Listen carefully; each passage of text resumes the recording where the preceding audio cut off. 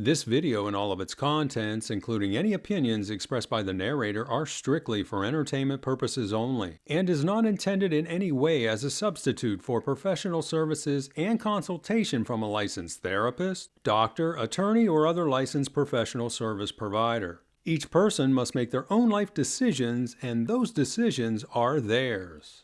Welcome back to Find Your Alpha. I'm back at you this week with another terrific but crazy story. This one is titled, I Deeply Regret Having Relations with the Bad Boy Next Door. And she says my boyfriend must never find out. And I'm doing this story to illustrate just how easy it is for a woman to get a man she really wants. And not just how easy it is, how quick she can do it. And as a cautionary tale for all the men out there in relationships to keep your eyes open because you never know when something like this might be going on. She starts off and says, I'm writing this because I need some unbiased advice on how to best handle something I did back in March. I share an apartment with my boyfriend who I will call Greg. Greg and I have been together nearly 3 years and I love him more than anything and would do anything for him.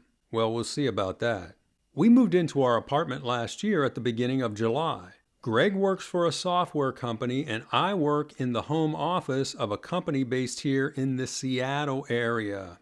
Greg and I actually met in the resident gym at the apartment complex where we both were living previously. We're polar opposites. Greg is more of an introvert. Until you get to know him, then he really opens up. I, on the other hand, am outgoing by nature and have no issue going up to a complete stranger and introducing myself. Yeah, and we're going to see that on full display later on in this story. That's what happened when I met Greg. He was working out and ignoring me, and I walked over and introduced myself. He was withdrawn at first, but after a few minutes he opened up and we ended up talking through the rest of our workout. As I stood there talking to him, I realized just how attractive he was. There was also something in his voice that made me melt. It's crazy, but I knew right there it wasn't going to be long before we were in a serious relationship. Translation there is, I think this is a guy that would be good boyfriend material. To be perfectly honest, I fell in love with him halfway through that conversation. Thankfully, he felt the same way, but it took some effort on my part. Before we left the gym that day, I gave him my number, but he never followed up. I was really disappointed, but didn't give up and texted him a few days later and asked if he wanted to get a coffee at the shop downstairs in our building. He responded back within minutes and accepted. We met and even went to lunch that day, but again, as with our first meeting, he never followed up with me. I knew he was interested unless I totally misread him, but I knew I didn't. So a few days later, I called him and asked if he wanted to go walking on the trail with me after work. Once again, he accepted without hesitation. I realized then that's just the way he was, and I was going to have to take the initiative here, and I was fine with that. That's how our entire relationship has gone ever since. I've initiated everything from our first date to our first kiss, and pretty much everything between and after. Now that's not a good thing because that's not a normal position for a woman to be in. They like the man, regardless of what they say, they like the man to be the leader in the relationship. She says, don't misunderstand me. Greg is very intelligent, has a great personality, and is drop-dead gorgeous, but he's not the assertive type. My parents love him nearly as much as I do, and they'd love for us to get married, as would I. This, unfortunately, is the one area where he does have a strong opinion. He's told me he wants that too, but he's not ready now, which I'm all right with since we've only lived together less than a year. I'll now try my best to explain what happened back in March. The floor we live on has 10 apartments, 5 on each side. I've met and talked to everyone on our floor except for the guy who lives across the hall. The door to his apartment is less than 25 feet diagonally across the hall from our door. For this, I'll be referring to him as Noah. He lived in the building before we moved in, and unlike our other neighbors, I'd never once bumped into him. I've seen him coming and going on his motorcycle or in his truck, but never in person. He's different than everyone else who lives here. Noah doesn't have a corporate job and doesn't even have a degree. He works with his hands while just about every other guy here works in IT for one of the big companies. He's also a loner type, and I've never seen him with anyone. One morning I had a doctor's appointment and left earlier than normal. As I was waiting for the elevator, Noah walks up with his helmet in hand. We exchanged smiles and hellos and got on the elevator. After the door shut, I introduced myself and we made small talk on the ride down and as we walked across the ramp to the parking garage. Two things that immediately struck me about him. First, I found him to be strikingly attractive. Now you see, she said that about her boyfriend too when she met him. I was struck by how different he looked up close than he did from a distance. Second, during the brief conversation we had on the elevator, I noticed he was staring at my body the whole time we were talking. He never made eye contact and was looking down the whole time, but I could see his eyes looking at my legs and up to my chest. With just about anyone else, this would have bothered me, but it didn't with him. It instead felt really good.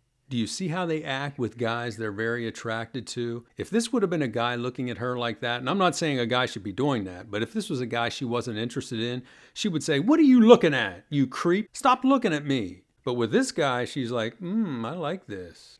When we parted ways, I sensed he was attracted to me as he looked deep into my eyes and said he looked forward to talking to me again real soon.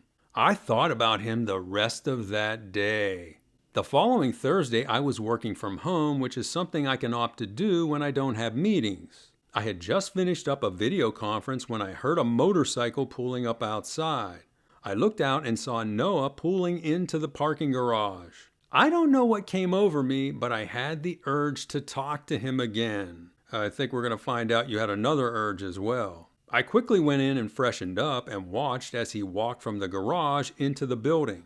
I waited a minute and then went out into the hall just as he was coming off the elevator. I acted surprised when I saw him and we started talking outside his door. It turned out he had the day off that day and had been running errands.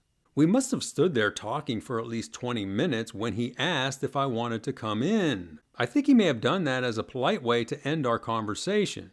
Instead of declining, I accepted and he looked surprised. See what I mean? With a guy they really want, it doesn't take much.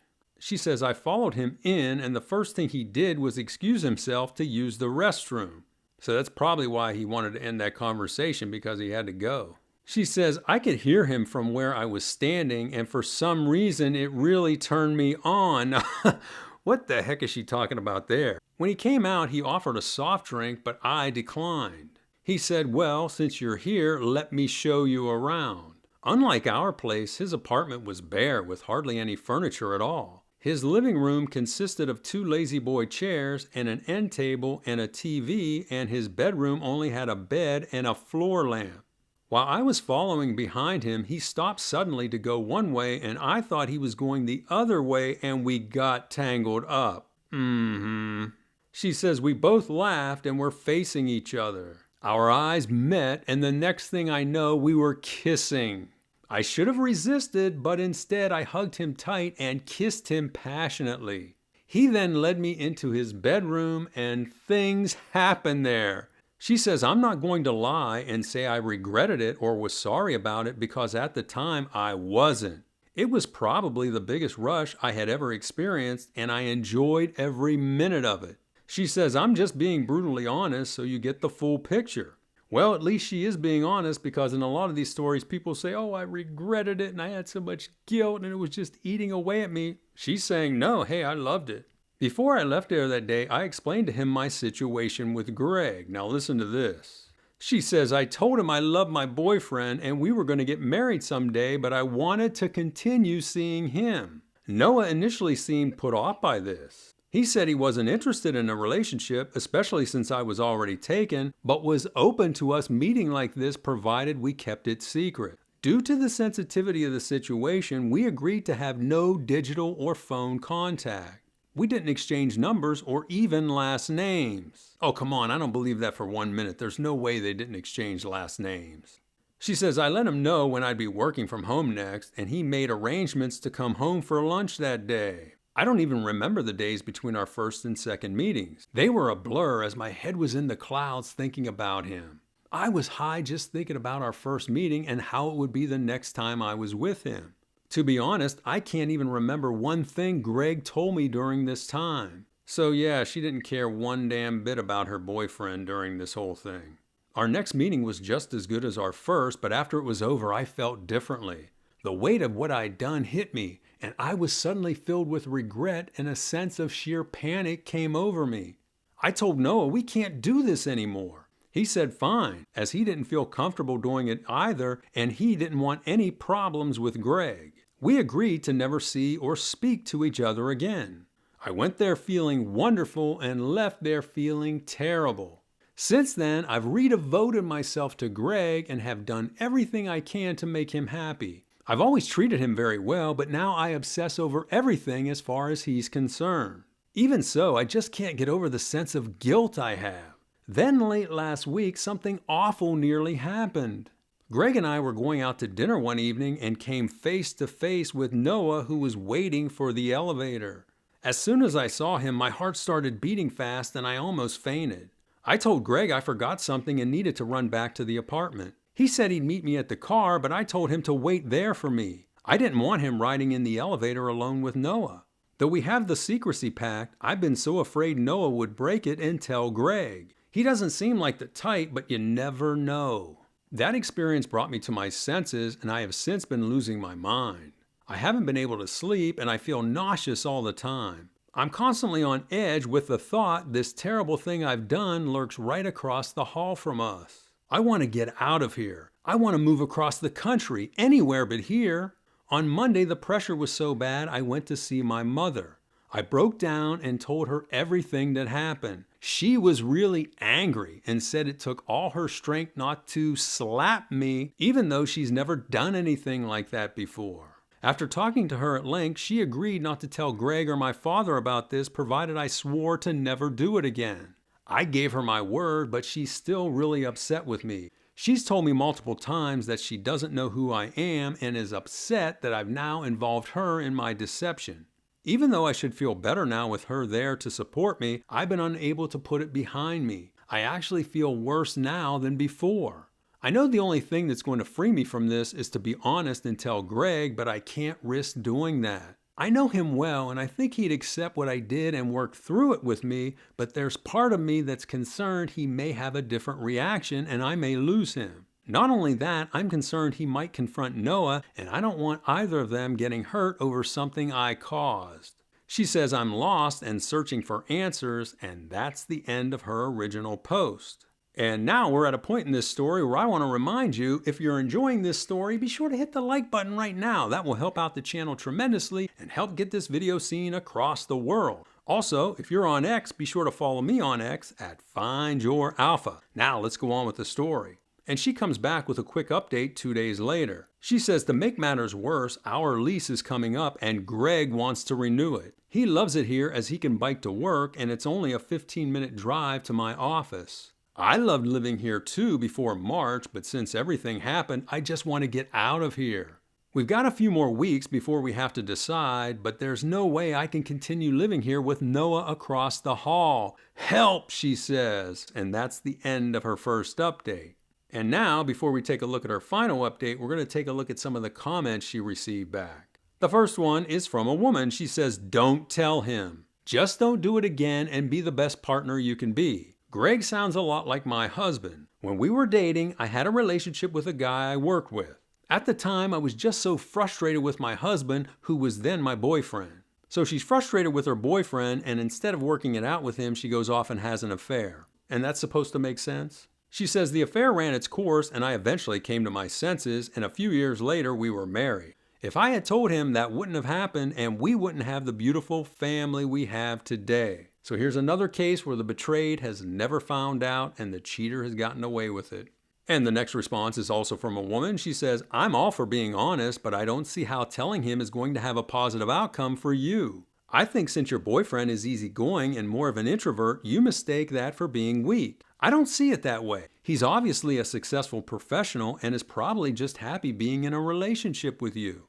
My boyfriend is that way and I love him the way he is and wouldn't change him for the world. When push comes to shove, he's the strongest person I know. Sounds like your boyfriend may be that way too. Use this as a wake-up call and do better by him." So it doesn't sound like she's a cheater, but she's telling the OP, hey, don't tell him because this isn't going to have a good outcome for you. And the next response is also from a woman. She said, what you did was despicable and he deserves to know. If you're concerned with his reaction, maybe you should just tell him you cheated, but not say who with. He's going to pry, so I don't think that's going to work. So before doing it, I'd warn your lover to stay out of sight for a while. Also, I hope you at least had the decency to use protection. That would add insult to injury if you ended up passing on an STI to him. Yeah, absolutely. And she doesn't really say here whether she used protection or not, and I would bet she didn't because normally in these cases with cheaters, they normally don't. And the final response is from a guy. He says, women like you are why so many relationships fail. That's why I'm 37 and have never been married and don't plan on it. I know not everyone is like you, but too many are, and with my luck, I'd get one of the bad ones. The ease for which you pursued and betted your AP scares the wits out of me. It's crazy. He at least deserves to know the kind of person you really are, and then he can make an informed decision on whether to stay with you or not. I wouldn't, but everyone is different. You owe him the truth. Yes, she does, but is she going to give it to him? Let's find out. Let's take a look at her final update, which came about 2 months later. She says, I'm back to provide a status update on where things are with Greg and I.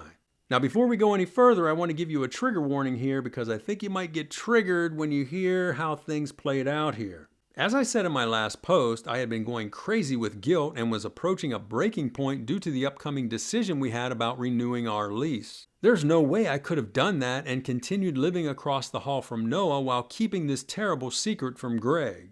For days, I rehearsed what I would tell him and what I would say. No scenario I could think of had a good outcome, and I grew more anxious to the point where I became physically ill. It got so bad I had to take a few days off work, something I had never done before. Then one day I woke up, and like a miracle, I watched as the burden I was bearing was lifted from my shoulders. I woke on a Saturday morning after being sick the previous day and night. Greg was in the office doing some remote work while I was laying in bed with thoughts of everything running through my mind. That's when through the walls I heard people out in the hall and the sound of doors opening and closing. I didn't know what was happening, so I walked over to the window and saw a U-Haul trailer parked below with the back end opened. I rushed out to the front door and peered out, and there I saw Noah with a few other guys taking furniture from his apartment. He was moving. I was so overwhelmed with emotion, I collapsed against the door, slid down it, and started crying. So her dirty little secret is moving away. It was like a guardian angel came to my rescue and I was given a second chance. I thanked my lucky stars and ran into the office, wrapped my arms around Greg, and told him how much I loved him. Since then, I've never looked back, and it's like what happened didn't happen and Noah never existed. Even though I'd never want to go through that experience again, I think it has made me a better person. I'm now going to do everything in my power to make Greg a very happy man, and that's the end of her story. And I know this ending is really frustrating because it was for me when I read it, and I debated long and hard whether to cover this story or not, and I decided to do it because I think there's a lot of good life lessons in this story, which I'll cover in a minute under the morals. But before I do that, I wanted to point out something in this story which leads me to believe this Greg may be onto something here. You know, she described him as being kind of laid back and a go-with-the-flow type of guy, letting her take the lead. But the one thing she said he was very strong about was the fact he wasn't ready to get married. And something tells me he may sense something is off with her. I hope that's the case and he ends up finding out before he marries her, because if not, he's going to be posting here one day saying, I just found out my wife was cheating on me when we were living together before we were married. What do I do? I hope that doesn't happen, but something tells me it might. So now let's take a look at the morals of the story. The first one, women generally do not like taking the lead in a relationship. At home, they want their man to be the leader of their household, to be the leader of their family, to be the leader of their relationship. Even if the woman ends up being the primary breadwinner, they still want their man to be the leader at home.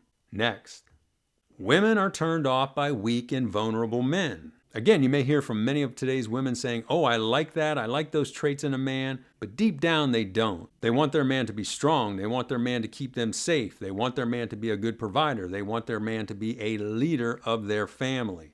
Next, It's very easy for a woman to cheat if she wants to. And that really is all it takes for a woman, is wanting to. She could go online and be hooking up with a guy tonight. She could go to a bar or a nightclub tonight and be hooking up with a guy tonight. She could go to a gym today and be hooking up with that guy this afternoon. It's that easy for them. For most men, it's not that easy. The top 5%, yeah, they've got women beating down their door. But for the average guy out there, it's not. And finally, a cheater is going to cheat, and there is little you can do to stop them. And it's very unlikely you're going to be able to change them. That's why I always say, if you're in a relationship and you find out that your partner has cheated on you, you need to get out of that relationship. And if you're dating someone and you find out they're a cheater, you don't want to get into a relationship with them, because it's likely not going to turn out well. So those are my thoughts, and now I want to hear from you. Do you agree with the points I made here, or do you have a differing opinion? Let me know by leaving a comment. The comments from this community I think are some of the best on YouTube in this space. So be sure to share your thoughts. Also, be sure to like this video, share it with your friends, subscribe to this channel, follow me on X, and I will talk to you on the next one.